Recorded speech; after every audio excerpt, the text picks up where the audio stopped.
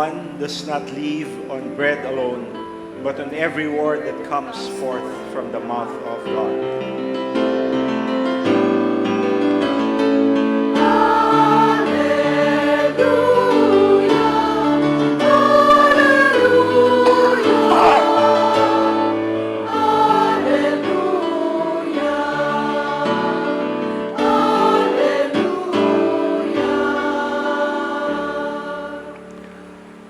The Lord be with you.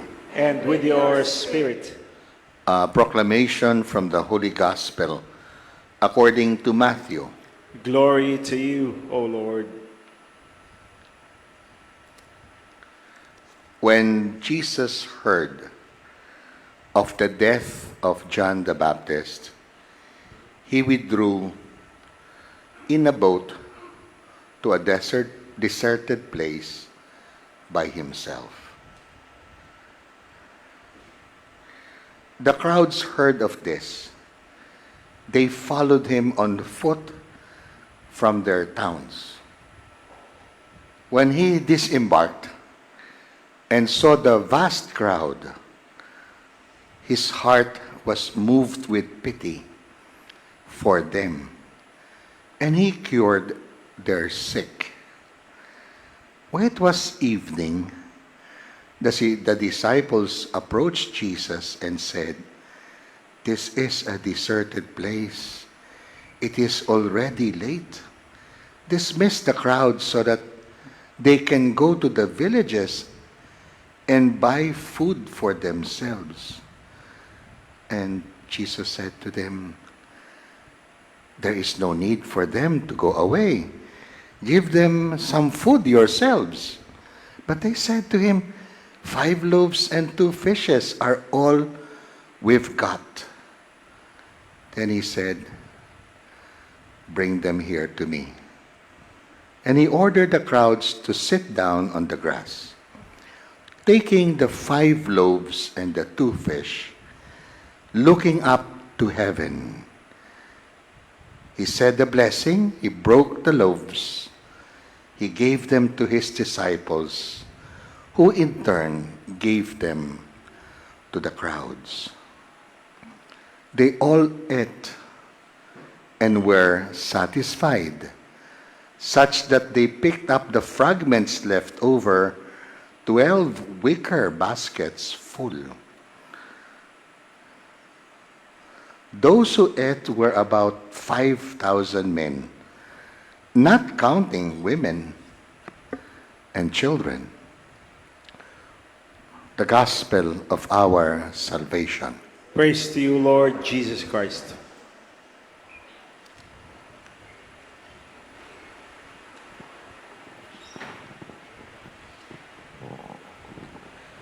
Sa US po, lalo na sa malapit-lapit sa Washington, D.C., ang dami pong taong tumatakbo para makita ang finals ni Alex Ayala. Alam niyo ba yan? Ha? Pupunta ba kayo? O gigising kayo ng bukas ng umaga ng alas 3? Malaman lamang kung siya'y mananalo ng WTA 500. At pasok na daw siya sa top 20 ng World Tennis Association. So, di ba? Nabalitaan ko rin sa na yung $60 ticket na maraming bumili, nire-resell na ngayon at 300. Oh. Sana all, no? Di ba? Doon din may mga scalper. Kala nyo sa PBA lang. Pero pera-pera pa din, di ba? Well, I don't know if you're following this Alex Ayala. Hindi naman niya ako kilala. Yun lang nakilala ko, daddy niya, si Michael. But he was a very young boy when I met him first in 1980 yata. Anyway, pinag-uusapan din dito sa ating gospel na hinabol si Jesus. Ang daming tao. Alam niyo ilan kadami? 5,000. Lalaki pa lang. What about women and children? Naku, bilangin po natin dito ang lalaki. Wala siguro sa 30%. So, just imagine, kung 30% lang yung 5,000, mathematics nga ng konti. Ilan kaya ang lahat ng tao doon? Halos pasukin natin ang dami ng, sabihin natin, Araneta Coliseum. Di ba? Pwede ba yun? Abot ba doon? Over 15,000 people kaya? Triple ng 5,000, whatever. Pero nasa ilang, wala sa Araneta Center. Yun ang problema. Parang nasa ilang ng Philippine Arena ng Iglesia. Ano nga naman ba makakain doon? Diba? Ginagabi na. Ang bait ng mga apostoles, ng mga disipulo. Ha? Pinuntahan si Jesus, binulungan. Panginoon, ang galing-galing mo mag-heal. Pero gabi na eh. Gumagabi na eh. Magtatakip silim na. Gutom na siguro itong mga taon to. Pauwiin mo na. Pauwiin mo na. Sabi ni Jesus, tayo nga na magpakain. 15,000 ha? Ilan lang tayo siguro dito? Mga wala pa tayong 600 siguro. 15,000 pakakainin. Sabi nila, baon namin, 5 tinapay, 2 isda. Kaming 12 yan, hindi tigi-tigisa yung tagli-5. We have only 5 loaves. 2 fishes. 2 fish, rather. Yon. Hanggang ngayon, yun ang isip nyo. Hanggang ngayon, yun ang isip natin. Ano magagawa ko? Konti lang naman. Only lang ang aking kakayahan. Ang mga Pilipino nga eh. Bakit ito pagyayabang bilang Pilipino? Pangunga yung ilong ko eh. Biro mo, ilong pa lang. Maliit na. Hindi na matangos. Alam niyo, ang dami nating self-talk. If only I was taller, I was more beautiful, I had more money. If only I had this position in the corporation. If only I were an MVP, Pangilinan, an Ayala Sobel. If only. Hindi eh. So palagi tayong meron tinatawag na scarcity mentality. We only see little. Palagi tayong nakatingin sa kakaunti. Eh, napakadami. Inasabi nga ni Cardinal Rosales na dating Arsobispo ng Maynila, kahit 25 araw-araw, kahit maliit, kung palagi, kung malimit, aabot ng langit. Pondong Pinoy, di ba? Totoo. Nakita ko siya noong July 16. Sa Lipa, kasi Carmel sa Lipa. Sabi niya sa akin, yes, Francis, alam mo, umabot ng 1 bilyon ang Pondong Pinoy. Kahit maliit kung malimit, aabot ng langit. Ano tingin ni Cardinal? Iba sa tingin natin. Abundance mentality. Abundance mentality. May isang pare, sabi niya, alam nyo, itong ating simbahan na kailangan palawakin, palakihin, may pera na po. May pera na ang ating simbahan. Palakpakan ng mga tao. Ang problema lang nasa inyong mga wallet. Di ba ang galing? Hindi siya nag-iisip, kakayanin ko to bilang pare. Hindi, tayo lahat. Mag-aambag-ambagan tayo. Magagawa natin itong simbahan na to. Scarcity mentality. Only. Or sabihin natin, I've got your back, sabi ng Diyos. Amin na yung 5. Amin 2 isda. You've got my back. Back up kita. Ano ang ginawa niya? He took the bread. He said a blessing. He broke the bread. Lilima nga lang pero he broke the bread. He gave it to his disciples. And he will say, this is my body. Eksakto po yan.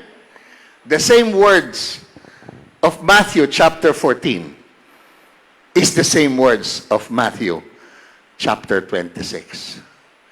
Last Supper. He took bread, said the blessing, broke it, gave it, and said, this is my body. So, ang sabi sa first reading kay Isaiah, come, come all of you who are thirsty, I will give you drink. No need of money. No need to buy. You will eat bread. You will drink wine and milk. Come heedfully. Listen, and I will give you life eternal. So yung konti mo, yung kahit konting-konti, ano ba tawag doon, Tess? Sa Tagalog, young goat. Kapirang goat, di ba? At ang maliit na pusa, katiting. Alam niyo, kahit katiting, kahit kapirang goat lang, ilagay niyo ang inyong kakayahan sa Diyos. At si Diyos, bathala, mamamahala. Kasi, kaya nga imposible sa'yo, kasi tao ka lang. Totoo, scarcity, limited tayo. Hindi tayo limited, may Diyos tayo eh. Anak ka ng Diyos. Ama mo siya. Ibigay mo sa kanyang palad. At ano ang kanyang ibibigay sa'yo? Kung makikinig ka lang. Kung makikinig ka lang sa kanyang sinasabi sa iyong puso't damdamin, pararamihin niya ang iyong kakayahan. Makikita mo na ang iyong kakayahan, hindi mo kailangan bilangin. Kasi ang kakayahan ng tao, hindi talaga nabibilang. Nabibilang ba ang talino? O Father, IQ. Ano IQ? Ang karunungan ng tao, ang ating wisdom, hindi po mabibilang. Lalo na, ang sacrifice, ang pagpupunyagi. Di ba? Ang industriousness. Oh, sino ba itong Pilipinan to? Aabot sa finals ng WTA 500. Ano bang tennis sa Pilipinas? Wala naman ah. Bakit? Bakit nagtatagalog tayo sa Wimbledon? Kasi nagtagalog si Alex. Bakit nagtatagalog siya sa Washington DC? Nagtagalog si Alex. Bakit? Eh nakaintindi naman yung mga Pilipinong dumagsa. Pilipino ang dumagsa po sa kanyang center court or side court. Binili nila ang kanilang kailangang ticket hindi para manalo si Alex, para makita si Alex maglaro. So, ang problema ng Pilipino na tumitingin kay Alex, hindi kung panalo o talo eh. Wala naman yatang nagtataya, nagagambling doon. Wala naman eh. Pero, ginugol nila ang kanilang oras. Higit yan sa ticket, oras. Applause, hiyaw, palakpakan. para lamang sabihin sa isang kapwa, kababayan Pilipina, we've got your back. Andito kami, bayan mo. Hindi ka nag-iisa. And yet, sino yung tumataguyod? Ang ating overseas Filipinos. Lumabas ng Pilipinas para magtrabaho. Sa US nagsimula sa apple pickers o siguro sa pineapple pickers sa Hawaii. Sino bang Pilipino? Sabi nga nila, pag umalis lahat ng Pilipino sa United Nations headquarters, magsasara ang United Nations. At sa Washington, D.C., pag umalis sa mga Pilipino sa World Bank, mga staff, magsasarado World Bank. At sabi ng pinsan ko, sa Archbishop Mahoney ng Los Angeles Archdiocese, nung nilagay niya ang mga donors, mga sponsors ng kanyang bagong Cathedral of the Angels, along that freeway, sabi ng pinsan kong madre, Kardinal, pakilagay, the Filipino community of LA. Sabi ni Cardinal Mahoney, Roger Mahoney, ano ba ang binigay ng mga Pilipino? Magkano ba ang kanilang binigay? Sabi ng pinsang kong madre, in charge of Filipino ministry, yung nagkokolekta po every offertory, yung nagsusubo po sa misa pagkomunyon, yung naglilinis po na Mother Butler, yung nag-aayos po na maraming simbahan sa Archdiocese. Tanggalin mo ang Pilipino sa ministry simbahan, mabubulok ang simbahan. Punta po kayo sa Los Angeles, andun nakapaskel. Pagkatapos ni Walt Disney, the Filipino community of Los Angeles. Hindi tayo only. We've got God's image and likeness. Meron tayong kapasidad beyond nabibilang. It can actually satisfy. Totoo po. Kahit ano pong maliit, pero ibinigay nyo sa isang tao na gutom, it will satisfy. Do you know a real poor person? Beggars can never choose. Real beggars cannot choose. So pag binigay mo piso sa isang namamalimos at itinapon sa mukha mo, hindi siya beggar. Hindi siya mahirap. Beggars can never choose because you are all and we are all poor. And nothing can satisfy us unless we see that whatever is given, financial, but above all, emotional, time and presence makinig sa kapwa mo, and you appreciate that, you will be satisfied. Sapagkat yung namahagi sa iyo ng unquantifiable, na hindi mabibilang, Diyos yun. Diyos lang ang nakapagbibigay ng hindi mabibilang. His love is immeasurable. But you are the image.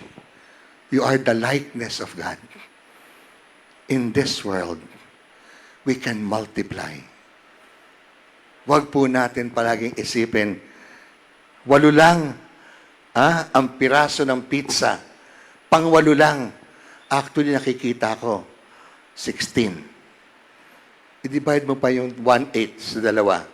Eh di 1/16 na. O, hatiin mo pa. Di ba? 32 na.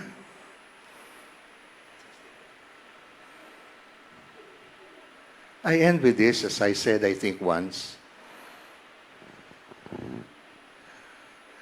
We shared our food with a girl, maybe 11, 12 years old, dun sa Sinangag Express.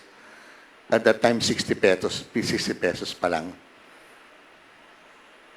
Nung nabigay namin sa kanya, pinasama namin siya sa aming table para makihalubilo, para makipamilya.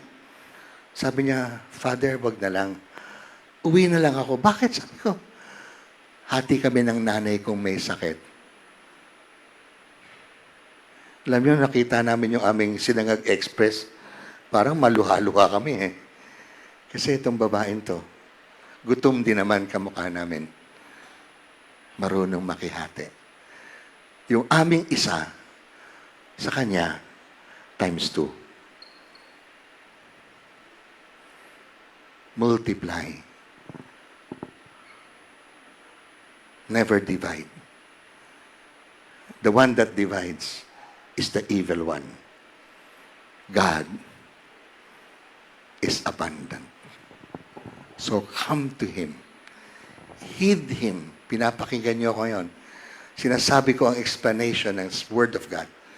Listen carefully to the meaning of this, come to me.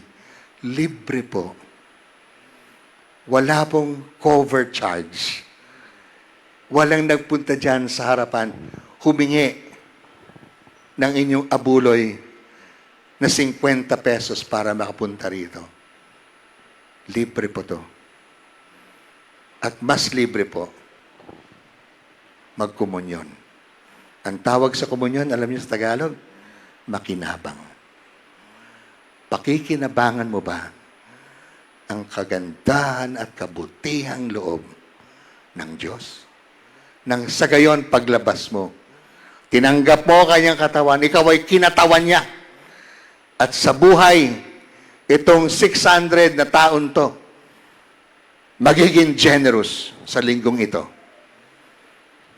Parang Sunday, nagbigay liwanag, kahit ano kadilim ang gabi. Sa Monday, sininag ng kanyang liwanag ang buwan para may konting tanglaw sa gabi. We can never say enough or only when we have God at our back. So I believe in God, the Father Almighty, Creator of heaven and earth.